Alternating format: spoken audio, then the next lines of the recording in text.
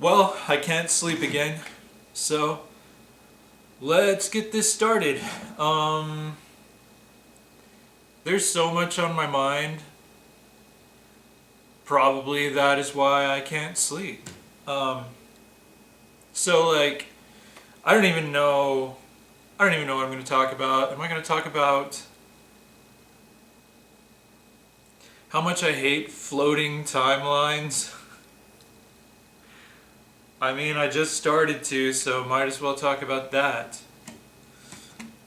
Um, Thought I might talk about something biblical. That's on my mind too. Like,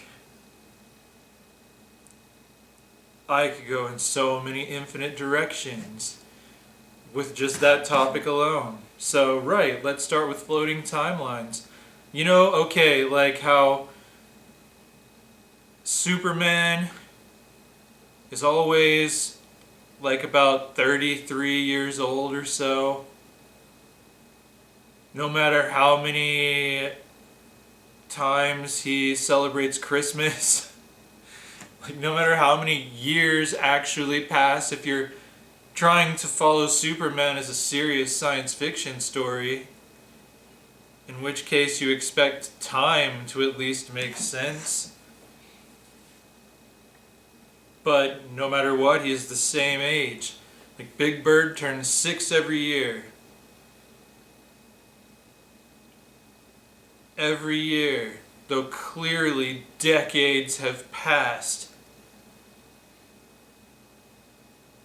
In fact, the actor for Big Bird has passed. Time, time is moving on Sesame Street, but at the same time, it's not. Tomorrow will just be today all over again. And it works for things like South Park and The Simpsons and of course for Muppets and stuff that's not supposed to be taken seriously, like Scooby-Doo. How dead would Scooby-Doo be at this point? I mean, the dog was born in the 1960s. He'd be like 60 years old, almost. I mean, but time doesn't pass for the denizens of the Mystery Machine, Mysteries Incorporated, whatever they call themselves. Time does not pass. But it works because it's for laughs. That show is not meant to be realistic on any level. It's not serious at all. So, I will forgive any such show for their floating timelines. Because, it's a joke. Some of them make jokes about it. Right, but Superman, I can't be as forgiving about that. And I love Superman, don't get me wrong. And it's not just Superman, it's, Superman and Lois Lane finally got hitched and had a kid and all that. But it took decades for them to finally have a kid. But not in the story. No time has passed. And then like a couple months later, their kid is 10 years old. And yet Superman is still 33. Like Batman has a 13 or 14-year-old kid now. He's been through like numerous Robins who have grown up and moved on with their lives. He's still about 35. I think he's supposed to be older than Clark Kent, but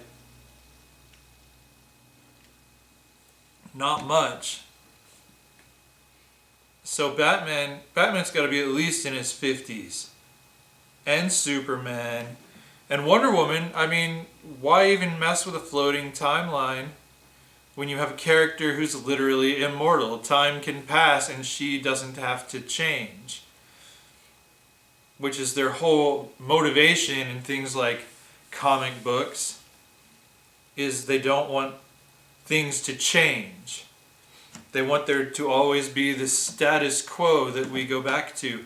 Sure, Superman can die, but he's coming back to life. Sure, he can start wearing a different colored outfit, but he's gonna go back to the red and the blue. He's gonna go back to the underwear outside of his pants. Because they have to always go to the status quo. Sure, Spider-Man can get married to Mary Jane. I did. But but eventually the writers who are forced to keep everything within a certain time frame of reality they're complaining about all the baggage that Spider-Man has accrued over the years. And how they just want to write, like, I guess 1970s Spider-Man stories again. So let's have Spider-Man make a deal with literal Satan to save Aunt May's life for the third time she's died or so. Like, because you can die, but you can't stay dead. Nothing is allowed to change. No one is allowed to grow and evolve. And so the stories become stale-ish. I mean, I say that, but I love comic books. They're just pure escapism. But it does frustrate me. I mean, I talked in the last one of these about the files I make in my head as a writer for all my characters and the worlds they live in and the details of that reality. So I do that when I read other people's stories too. So it frustrates my analytical mind that an otherwise relatively serious sci-fi fantasy kind of story, it just, I totally lost my train of thought. I always have a little bit of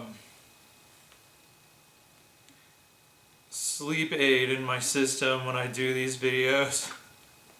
Try to sleep. Hold on, let me put it to my subconscious and not think about it at all.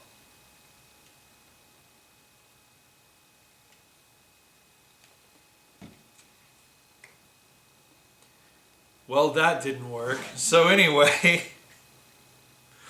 I know I was talking about comic books and floating timelines and, right, how it's an otherwise serious sci-fi fantasy story, but time doesn't make sense. It doesn't work. The characters are stuck and they will always be the same.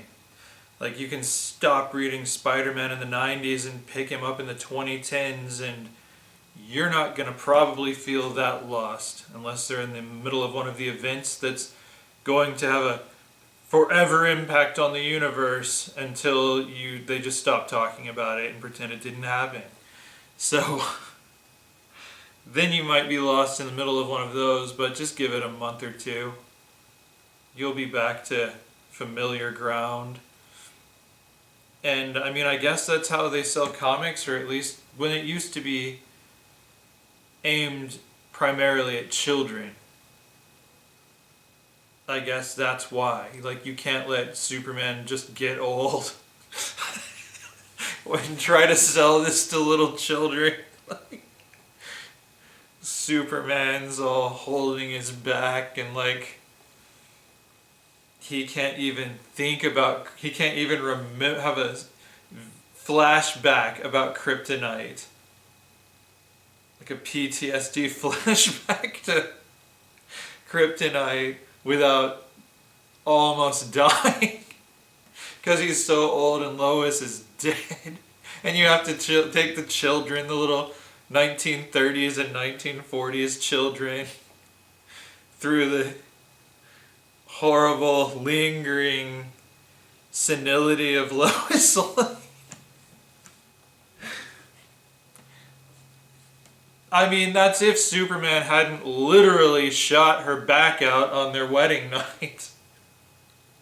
Or whatever. Because, I mean, you have to make those decisions with a character if you insist on keeping that story going forever. Like, does Superman age? Clearly Lois Lane does. Do they have children? You know, like, what do their children do with their lives? And you can only age them 1 year at a time. But eventually, their kids will be grown up. By now, their great or grandkids will be grown up, or at least born. I mean, so if you just want to tell the story of Superman, it would probably have come to a natural conclusion by now and become a legend, like King Arthur, you know, that gets passed down. There is one definitive body of work that is the Epic of Superman. It has a beginning and an end. And that would be awesome for that character, to just see how that would have played out over all these years. Like, man, if I ever had an opportunity to pitch a series to DC Comics, that's what I would pitch. Like, a universe where, like a story set in a universe where the DC universe always had a ticking clock. But I mean, yeah, the characters are still great. They're still so much fun.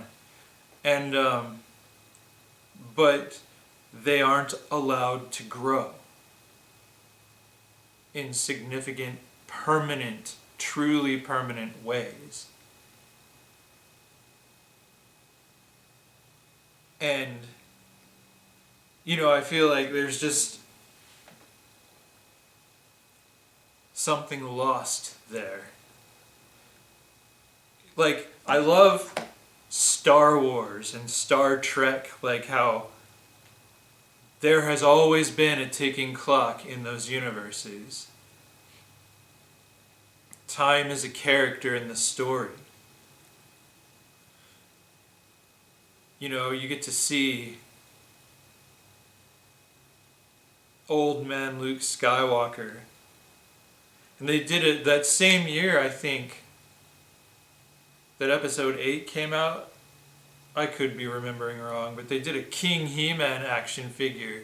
It's like old man He-Man, with a big scar across his face and a beard, and his sword is all tattered and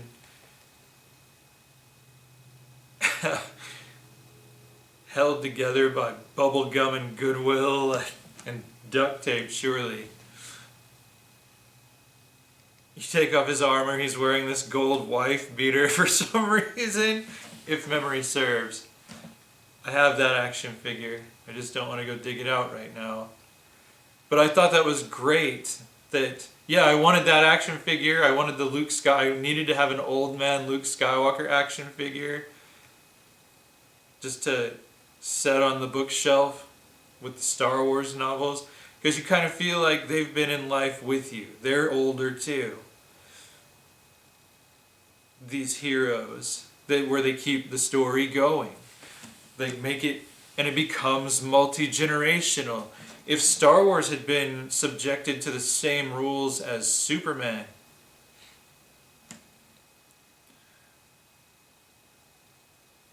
Luke Skywalker would still be 18 years old. They just wouldn't have been able to evolve the story.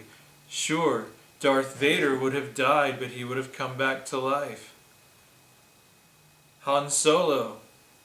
I'm going to spoil the hell out of whatever I'm rambling about, just so if I start down a Star Wars path, know that I am too sleepy to not spoil the hell out of it for you. So here we go. So yeah, Luke Skywalker died, but he has to come back to life, and he's still 18. And Han Solo gets murdered by his almost 30-year-old son, but Han Solo himself is still only 32. And of course he comes back to life. And yeah, they kill off his son because then they go back to the status quo, and it's just Han, Luke, and Leia, and all their kids are not talked about and gone just from the story because they're not allowed to grow in a permanent way.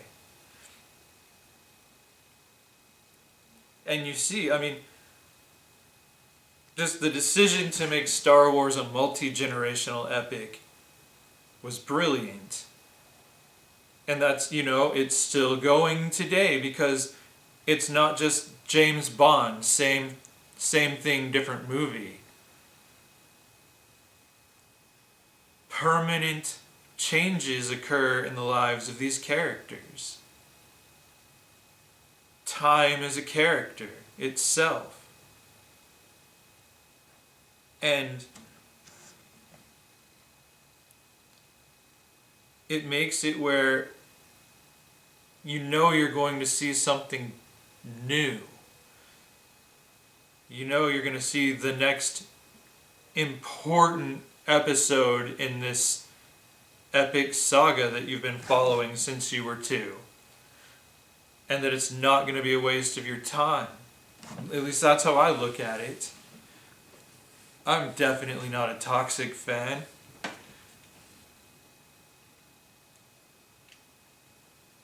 And Star Trek, I mean, yeah, they took the original crew on a journey of like 27 years or so.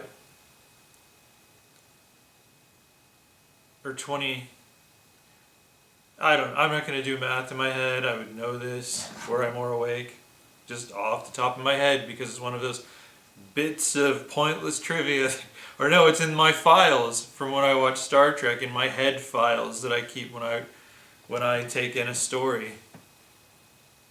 They followed them, but if they hadn't made the decision to make that story multi-generational, Star Trek as a franchise would have been done a long time ago. With the original cast movies, that would have been it. And there would have been some crappy reboots that were not part of the canon multiverse. It just would have been crappy reboots. So, yeah, it would have probably died out, but they're keeping it going still today because they made the decision to make it multi-generational.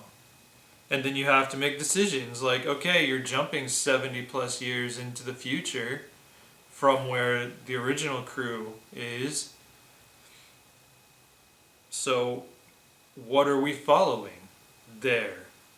Well, you're following the Starship Enterprise. So then you have to look at, well, how many generations of crews would have come and gone, and what letter are we on for the ship number? And then it's a really compelling story. To me, if you're like me and the way you just love to just absorb and take in a universe and feel like it's real, like it's a world that makes sense to you, that you can relate to. I mean, that's like what I was saying about the old man Luke Skywalker and old man He-Man action figures. It's just a tangible thing with characters you can now relate to, because you're like, oh yeah, it has been 30 years since I saw Return of the Jedi, look at these guys. It's just, yeah, so they become more relatable if there is a ticking clock. If characters grow old and die, you have to make a decision on this timeline. Like, what became of Captain Kirk? What became of all of those characters? And then you have to stick to it.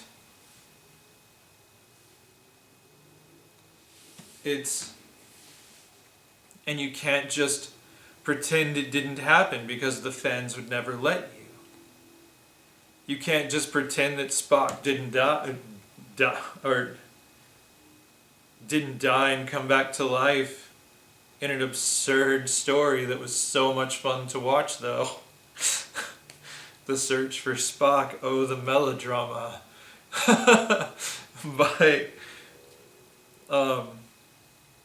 But I mean, even that, like, sure, they did undo a character's death.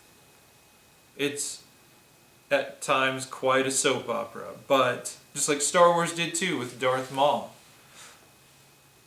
But you know, in that story they explained it that you only thought he died when he was chopped literally in half and dropped down a pit. But you know, his anger kept him alive. And so he built a robot spider body for himself and went insane in a junkyard, and that's where he's been for 12 years. I mean, that's one way to do it, just to explain it to where Sherlock Holmes, you know, goes off the cliff. The end, bye-bye Sherlock Holmes. Close the book, no, open it again. Turns out he only kind of faked his death. For reasons. And but Sherlock Holmes wasn't on a floating timeline, though.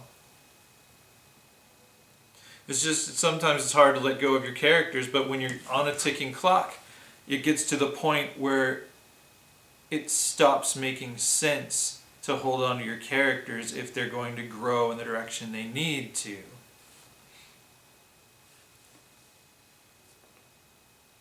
So, right, Spock eventually died again and stayed dead. So, you know, Yoda dies of old age at 900. But, you know, yeah, like the original characters from the original trilogy get old and die. That's like Mythology 101, Mythological Hero 101. It's like Captain Kirk eventually dies. You have to make that decision because the characters keep getting older. And do you want Captain Kirk in a walker? I mean, or do you want Captain Kirk to go out in a blaze of glory? I mean, William Shatner's not in a walker, to my knowledge. I'm just making an example, like character-wise, what are these characters going to go through in life? They are going to be senior citizens. They're going to, I mean, it's like Star Trek 85, the search for what year is this? Who's the president? Like, it's just, yeah. So then, yeah, of course you want your hero to go out in a blaze of glory.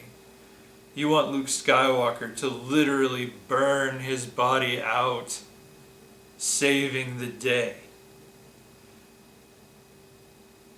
And you know, like, I'll go on a tangent and then hopefully remember what I was talking about here, but, you know, there's all that division, I guess, in the fandom over The Last Jedi's depiction of Luke Skywalker. But that's again, that is one of those decisions you have to make about a character when you say, where is this universe 30 years later? And so they made the decision, Luke's off in hiding or whatever. Why? And so many people were mad and saying that it was just so out of character for Luke Skywalker to have suffered that epic defeat in the intermittent years and gone into hiding. Like, he would have been an optimist. He would have been a hero about it. He wouldn't have given up on making the galaxy a better place. That's the argument. But my argument is that it's absolutely in character.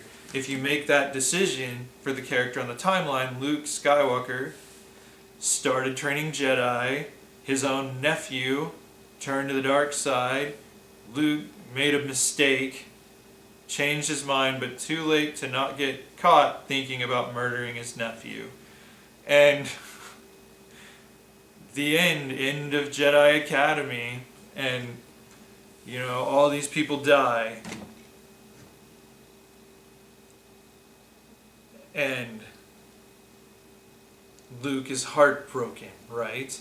And you can't just, 2 months later, oh, I guess I'll start training Jedi again because status quo, I can't change. No, you have to deal with the ripples for the rest of the timeline. As long as this story is being made and told by multi-generational storytellers. It's a really cool thing. That kind of like quilting storytelling kind of, I don't know what you'd call it. It's like different writers bring a different patch to the quilt and they hand this quilt down through the generations of writers and filmmakers. But it all has to fit on the same quilt. You can't just pretend certain patches aren't there. Everything has permanent consequences in a universe with a ticking clock.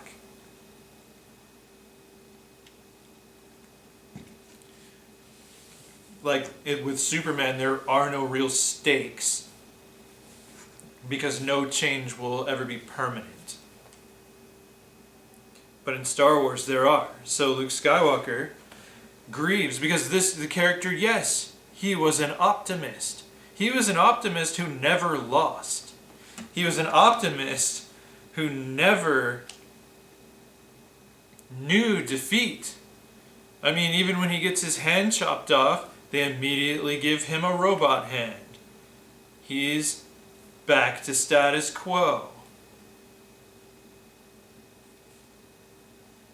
But then you can't do that forever with that character because he has to grow. And he does.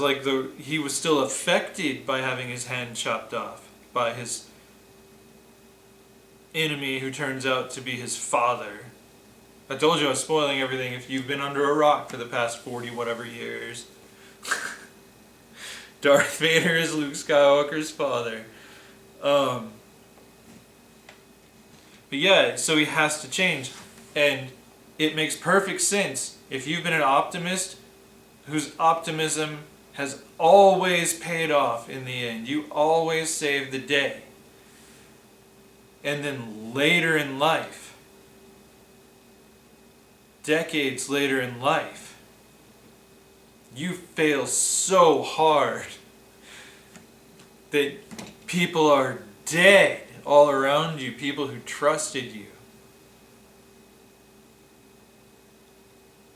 And your sister's kid is the most evil man in the universe, and you can't fix it. You can't erase it. You can't travel back in time and sweep it under the rug, and hopefully they don't ever do that with Star Wars, but no, the timeline moves forward. It just feels like Star Wars isn't the kind of series that does time travel, really. I mean, they have, sort of, but not really. It's more like there's a dimension where you can see different times. and people can come into that dimension and kind of bump into each other from different times. It's pretty cool, the world between worlds or whatever. And or within world, I don't know. Right, but you have to take it forward, and of course he wouldn't know how to cope with failure. It makes so much sense to me that the ever-winning optimist just loses his identity to grief because he can't understand how he failed, and he can't learn from it because he's never had to. You know, he's at a position in life where he has the power to simply check out. There wasn't anything left. His school was gone. He had nothing to hold him in place in the world that he was in. He could just leave. It makes perfect sense to me. But yeah, so it's a much deeper, richer story when your characters can make mistakes and can't undo them. Everything changes them, everything evolves them and evolves the story. It's really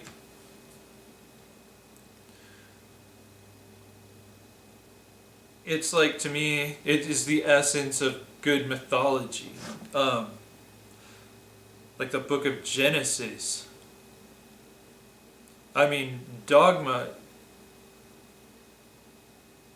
No, like if you take that story out of the dogma that's been built around it, just the book of Genesis, look at it as simply a story. It is so epic. And it is so multi-generational. It puts Star Wars to shame. And I really hope Star Wars kind of goes like the book of Genesis, where there's always a next generation and it just keeps going. Because that's how history works. That's how the human story works. We pass it down from generation to generation. So the story keeps going. Every character steps on the stage in a particular act and steps off the stage in a particular act. But the story keeps going with new characters coming in and going out all the time to help carry the story forward. So that's one thing I love about Genesis. It's got all these cool, weird stories in it. And, you know, starting with the Adam and Eve narrative. And it just goes, I don't even know how many generations pass in that, like hundreds and hundreds of years pass in that book. And they all have different stories, but it's all part of the same story.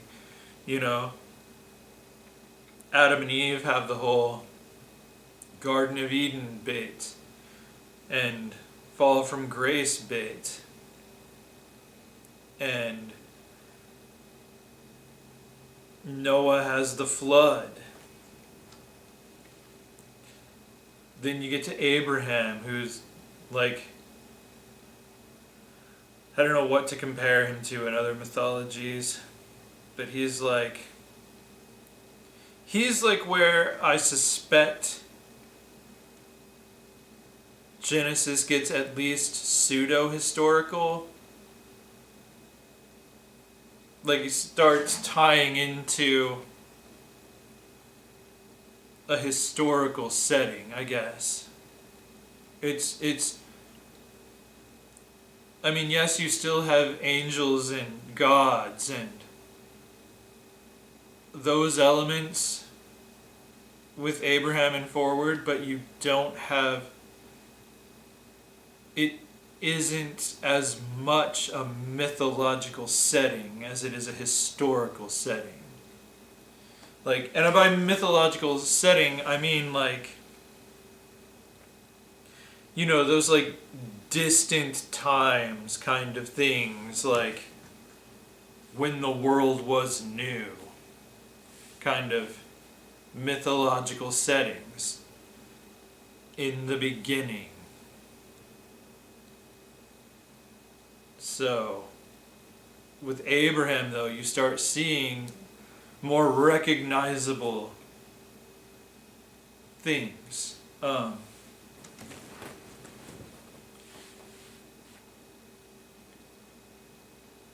Yeah, so, and more recognizable governments and such. Nothing like, you know, Eden and the land, Cain getting banished to the land of Nod, the land of wandering.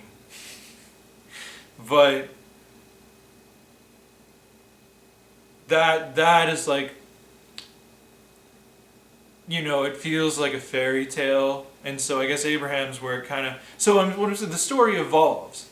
Like, if it's set in prehistory and then bumps up into history, then you have to take that timeline forward.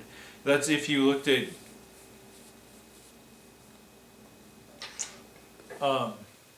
it just as a narrative without, you know, wondering whether or not it was true. Like, that's not part of this analyzation. It's but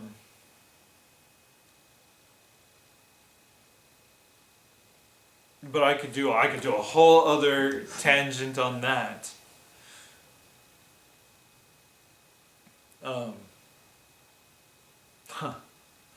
But right, so I mean, it just keeps going down the generations with all these different stories, and characters who were the heroes grow old. That's a decision they make a lot in Genesis for their heroes, is that the characters grow old and feeble and die of old age. Even like even Moses. That's not Genesis, but that's another book that's related to the Genesis story. But even Moses, like, he's, I guess, fit as a fiddle, like Superman with gray hair, but he's 120, and so it's like, all right, and then he died. Like Downton Abbey, freaking Downton Abbey, that show, man. I was always like, after the first season anyway, I was always like watching that show and just sitting there and thinking to myself, why am I watching this show? This is a very silly and tedious show, but maybe that's what it is. Maybe that makes it entertaining. Like, I had a lot of fun watching Downton Abbey and wondering why I was watching it. It was just funny to me. But right, okay, so one of the things I was laughing at watching Downton Abbey is like the dude has this dog, like the Lord of Downton Abbey, Lord Grantham, I think was his name, I don't know, but he has this dog, and like more than a year or 2 or 3 pass each season, because they're on a ticking clock timeline. And that's what drew me in the first place, was like the historical backdrop. And that's kind of, they did that really well in the first season, and after that it was just a really silly soap opera. And more time would pass, then made sense for how, the actors don't change physically. And you're just like, wait, now how old is his mother-in-law, now 300 years old, because she was super old at the beginning of this show, and it's like 30 years later or something. But at one point, I'm just like, and what's with his dog? Why is his dog not dead? Is his dog Scooby-Doo? But I was like, are they gonna see that glitch and just say, oh, and then oh, and look, the dog died because it was 30 years old. and that's exactly what they did. I laughed so hard. That's the only movie or TV show where I laughed so hard when the dog died. Usually that kills me. Marley and Me was hellacious to watch.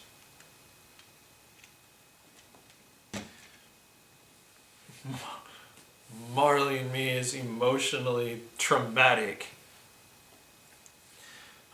But the Downton Abbey dog was hilarious because, yeah, they're just like, oh, this dog is 30 years old. It's about time for him to die. And thus the dog obediently does. This, oh, he's dead. Boo-hoo. Moving on. But, they had to make that decision when they, I guess, caught how old. And maybe I'm giving them, it just seemed like more time was passing. Maybe the writers were paying solid attention to that. But it still seemed to me that a rather long time had passed on that show for that dog to still be alive. Anyway.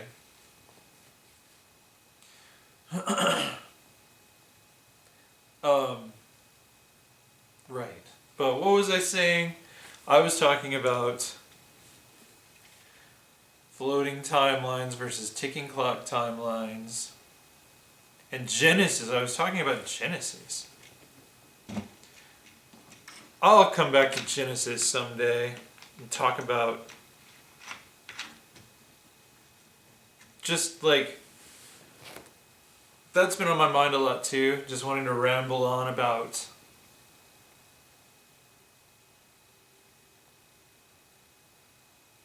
biblical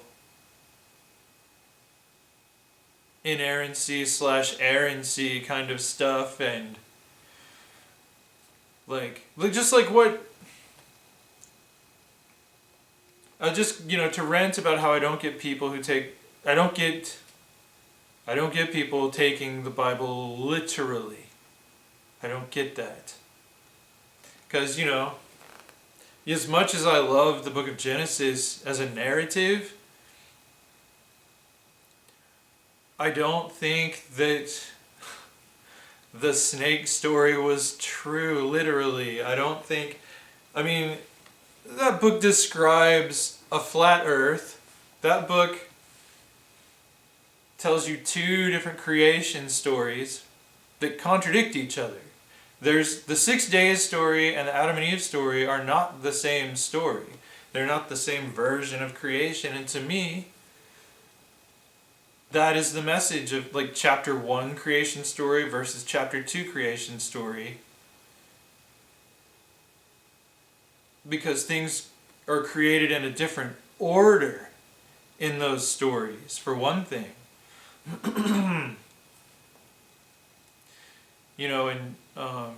In chapter 1, humans preceded the other animals. No, the animals preceded humans. In chapter 1, actually, if you look at it and don't take the word 6 days literally, it actually is telling you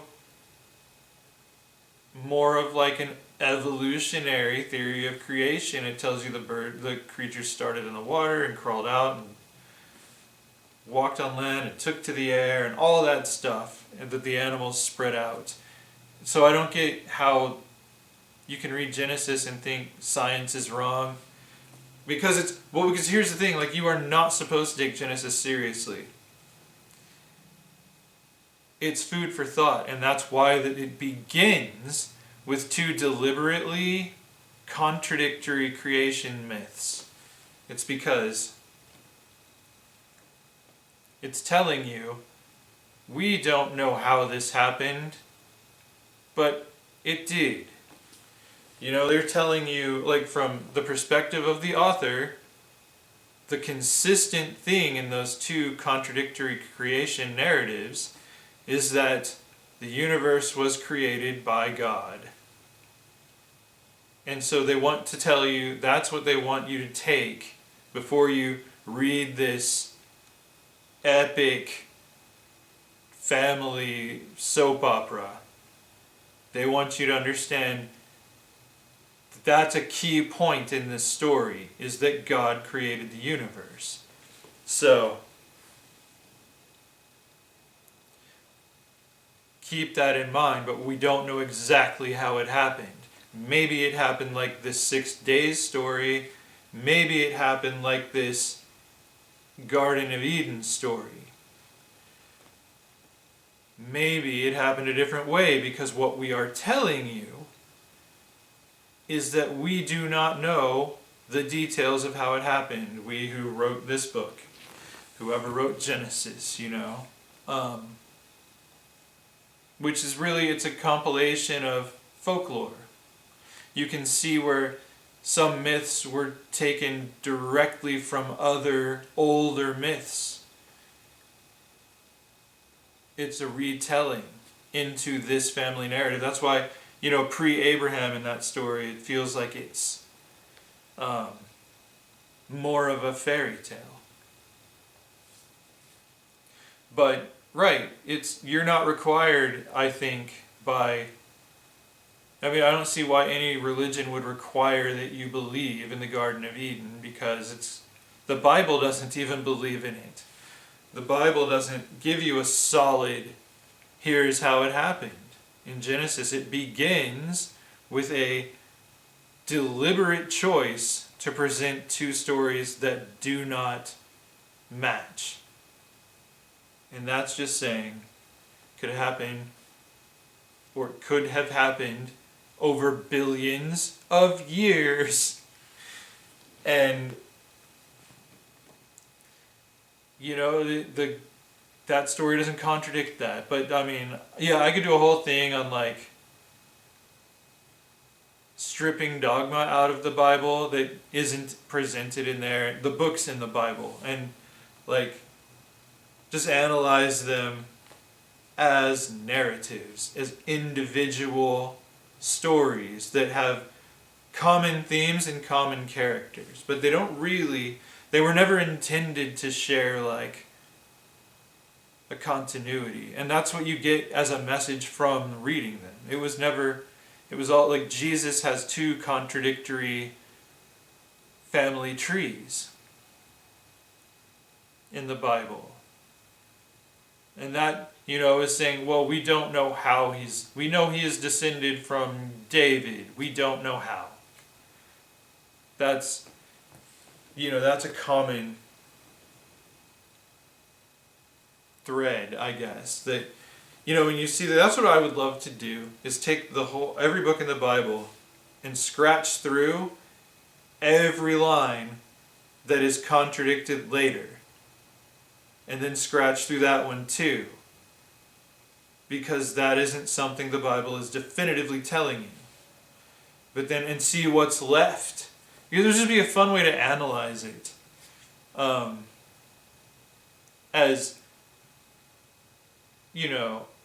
me, it would prove that it is not intended as a book it's not infallible. It is a collection of books written by men, chosen by men to be canonized. God didn't write the Bible, and if he did, he needs an editor. And,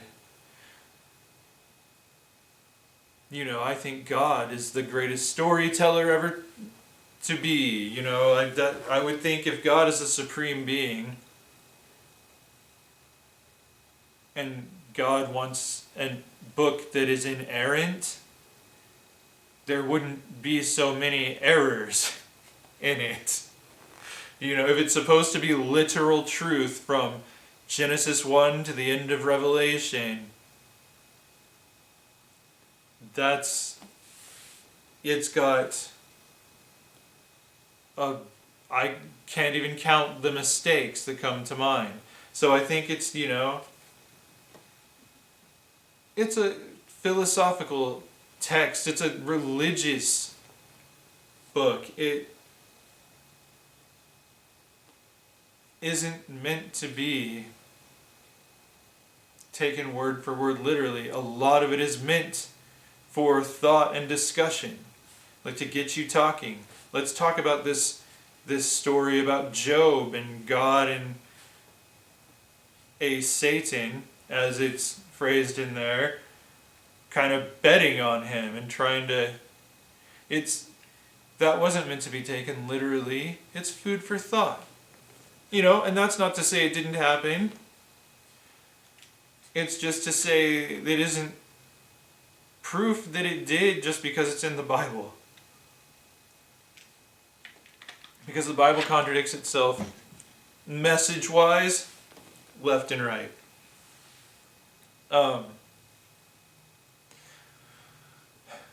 For example, King Saul. And I don't remember which book did which, but at the end of 1 Samuel, King Saul dies a particular way, and at the beginning of 2 Samuel, they retell that scene, and it happens differently.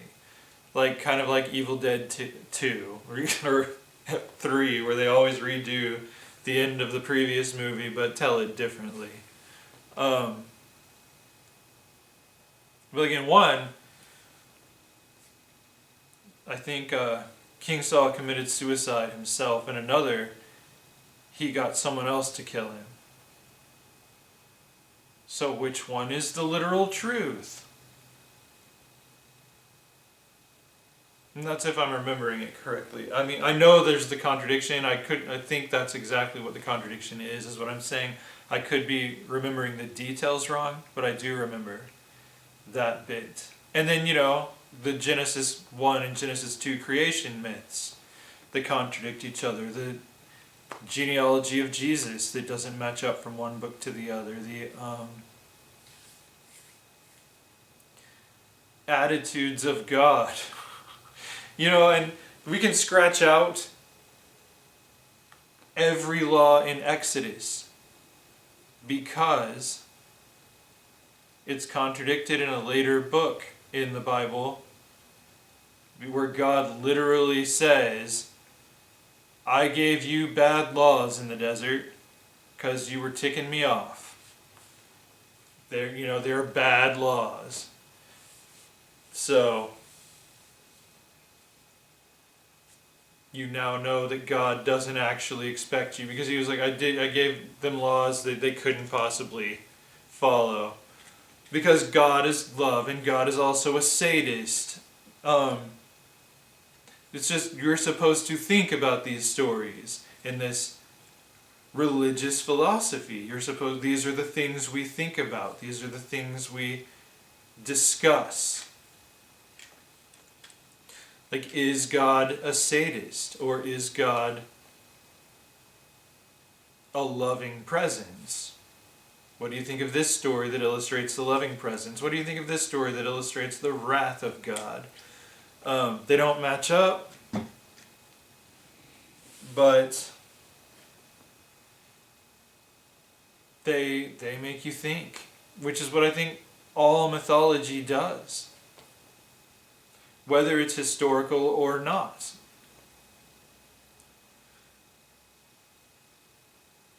They're morality tales. They're food for thought. I mean, it's always strange to me that literal belief in things is required to partake in a spiritual philosophy. I mean, it's just interesting. I mean, because the Abrahamic religions all deal with the idea of a supreme being. You know, like Zeus and Apollo and all of those, the Egyptian gods, the Celtic gods, the Norse god, all the, the pantheonic gods. That's a word I just made up. I wonder if it's real. Pantheonic. None of them were depicted as supreme beings in the universe. They were just the gods. They were above us, but they weren't eternal. They had origin stories where they began. So that's like the mystery that's being pondered in those religions, is there must be a supreme being. Here's a story to illustrate what I think that supreme being is like. That's what's in the Bible. Like, why do you have to believe the literal stories in order to ponder the idea of a supreme being and talk to it and see what happens? Because if there is a supreme being, they can hear you. And, if they're up beyond in hyper time, where there has to be some level of time in order for it to have agency, a supreme being. But that would place the supreme being outside of regular time, so that it could be sort of omnipresent. So I don't know. I mean, but that's me, analytical mind, pondering the idea of a supreme being. But to say we know everything about the supreme being, and here are the rules, and here's the shoebox that he fits in, and oh yes, he has male genitalia for some reason, even though there's only one God, which is never stated in the Bible. They mention other gods, they never say they aren't real. That's interesting to me. Like, there's these monotheistic religions that,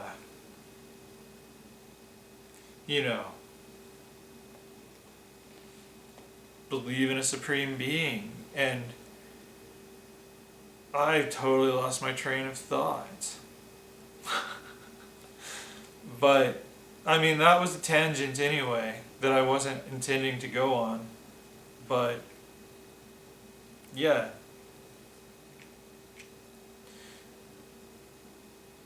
The stories in the Bible, I was going off on,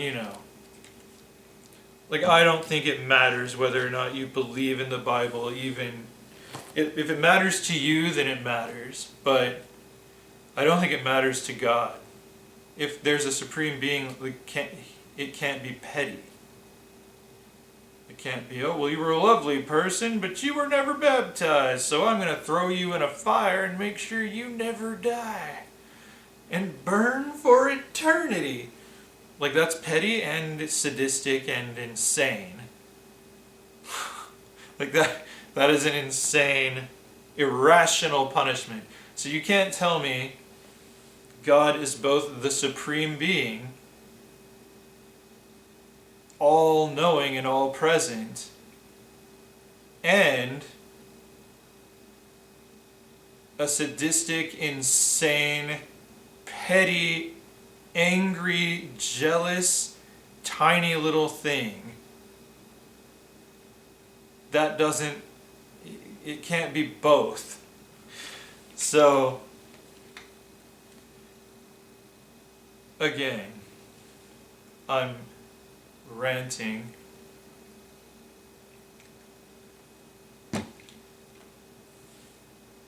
just that anyone saying they know all these things about what lies beyond for an absolute fact is wrong. I mean, plain and simple. You might have part of it right. Some other religion might have part of it right. You might both have none of it right, but neither one of you has all of it right. Because you cannot know what you cannot access. You can't access higher dimensions of reality within this realm of reality. Like, I mean, we could talk about psychedelic experiences and such. I mean, but I'm not going to go off on a tangent within a tangent. So, just sticking to this, like, we can't know what heaven is like because we haven't been there. We can't know if there is a heaven, or if there is a hell, or if we can all philosophically ponder. Like, you can say, oh, heaven for good people, hell for bad people. I like that idea. I lean towards that idea. But you can't say you know. I mean, you can say you know, but you don't know. And you could be right, but it's throwing darts in the dark. You might hit the dartboard. You might hit a bullseye. But you can't know that you're going to.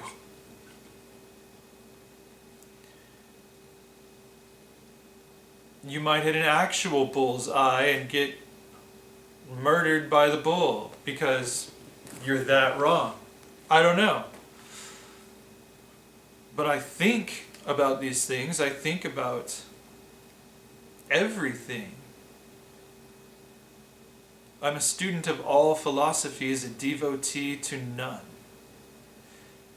That's how I look at it. I want to learn, I want to take a study on the Quran. I want to know all about all the world religions. Because it's just interesting to me the things that people think. The things that people believe. So that, a belief is a line you draw in the sand beyond which you are willfully choosing not to think. Belief is no thinking beyond this point, no questioning beyond this point. Tell yourself that you know everything and that you know better than anyone else. You believe. But why would a supreme being who can't be petty require us to be right about him without just showing us and telling us everything about him? That would be sadistic. That would be tyrannical.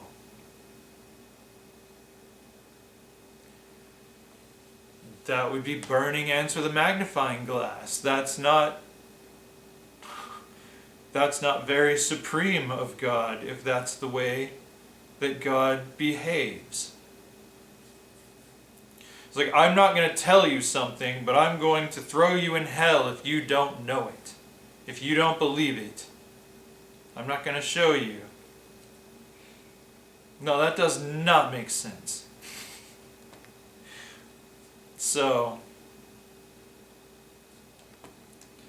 I don't understand why. Because these fictional narratives that we know are fictional narratives, you can get as much meaning from, as many lessons. You get spiritual philosophy from Star Wars, but we don't have to believe that a long time ago in a galaxy far, far away, Luke Skywalker could wield the Force. not a requirement in order to take meaning and wisdom from those stories. So, I think it's fine to, I think we should all read about, read all religious texts. Don't just read one. Know each other, Know the stories that are so important that people draw a line in the sand and say, beyond this point, I will not think about how messed up this story is. It's real. It really happened. You don't do that with Star Wars. Well, I do wonder if perhaps in 1,000 years there will be people who love Star Wars so much that they snip off the credits, that they present this as truth that came to us from an astromech droid from another galaxy. And here are the lessons of wisdom in Star Wars. It's a beautiful story, but if you don't believe it, you go to the bad place with Darth Vader. You have to believe this is true, or Yoda will throw you into hell. I mean, that's not required. In fact, that taints the meaning in that story if you do that to it. I think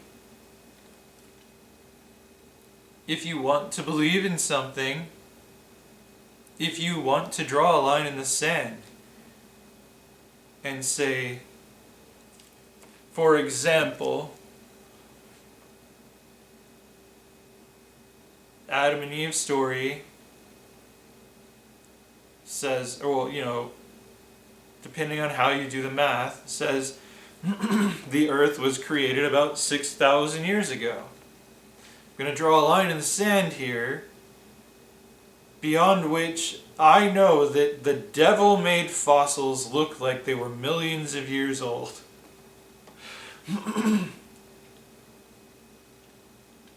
Science is God testing us, because if we believe in the evidence that He puts out for us, He's going to burn us forever because it was a trick.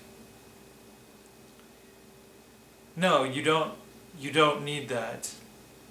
There's much more meaning to be found in those stories, I think, if you free yourself of dogmatic requirements to read it.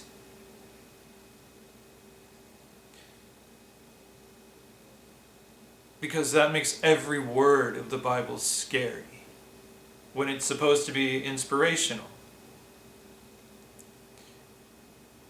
If you have to believe every word, then,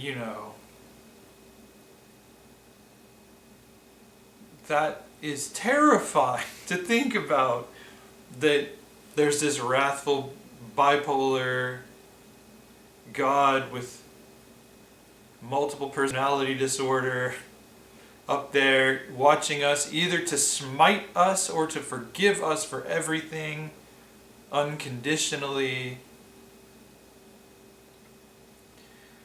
I mean, that makes the whole Bible a scary book.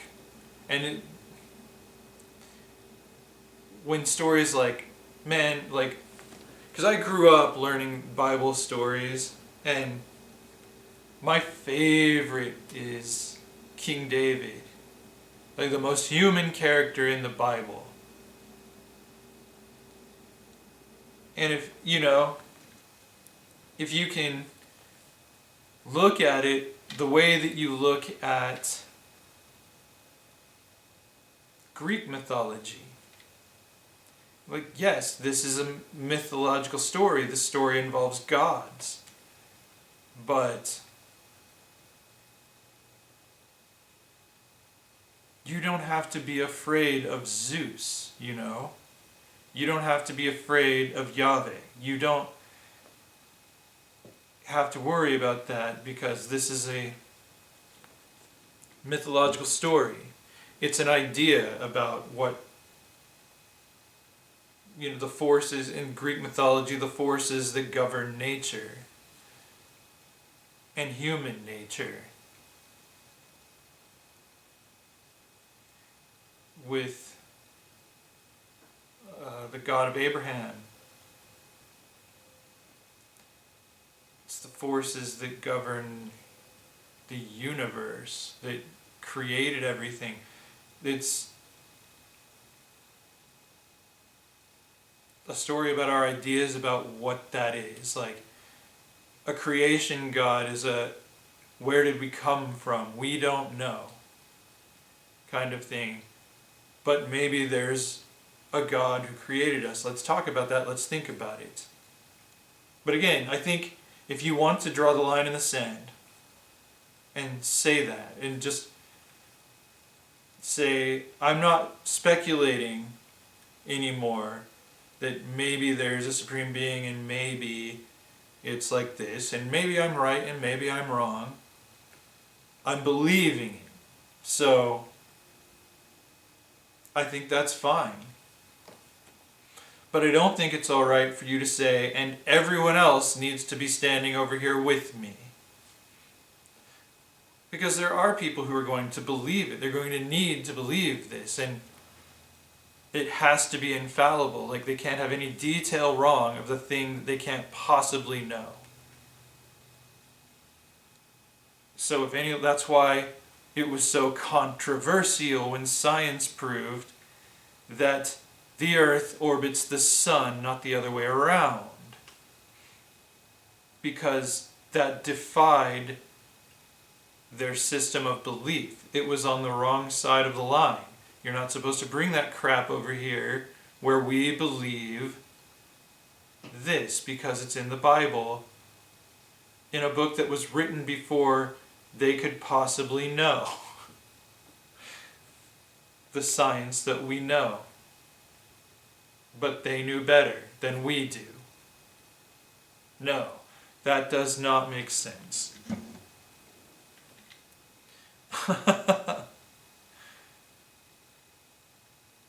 But yeah, I mean, do that if you will. I mean, because again, if you believe in God, maybe you're right and maybe you're wrong. And I'm not saying anything one way or another here. I'm just saying, I'm talking as someone who just loves philosophical adventures. I love thinking about things. I love possibilities. I don't like restrictions. Like, I don't need Jesus to have walked on water in order to take meaning out of some of the things he said in those stories.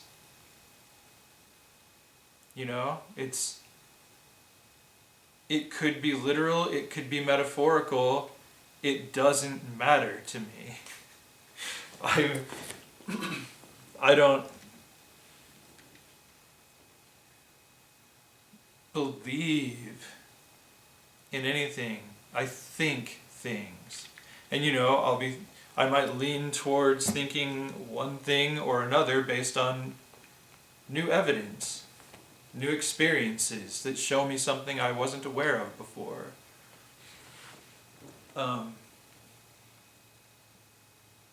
Right, but I don't need to as much as I love a floating timeline and love to lose myself in a story, I don't need to believe in the power of Grayskull in order to have gotten moral lessons out of that 80s cartoon. I don't need to believe in the Force in order to be moved